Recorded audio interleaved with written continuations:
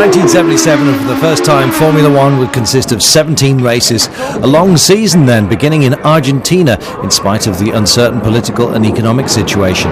While several important transfers had taken place at the end of the previous season, it was already known that Carlos Reutemann was to join Niki Lauda at Ferrari, and it also became apparent that Ronnie Peterson was going to Tyrrell because Jody Scheckter had surprised everyone by moving to a brand new team, Wolf. Well, at Brabham, John Watson replaced Reutemann, where his teammate was Carlos Pace.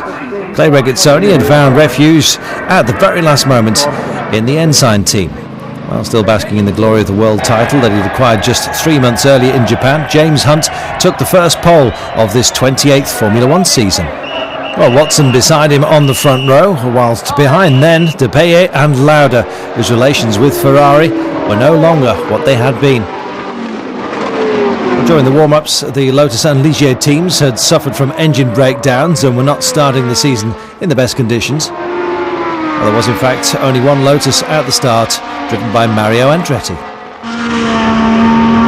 The Grand Prix got underway at 4 p.m. local time, and despite that, the track temperature was in excess of 50 degrees Celsius. Add to that the fact that this was the first race of the season, it meant that abandonments were going to be numerous.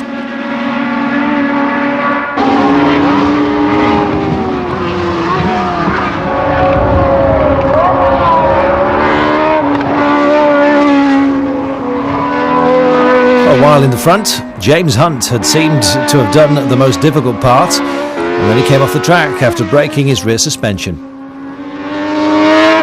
John Watson, who obviously thought he'd take over the flame, let down by his gearbox. Lauda has abandoned.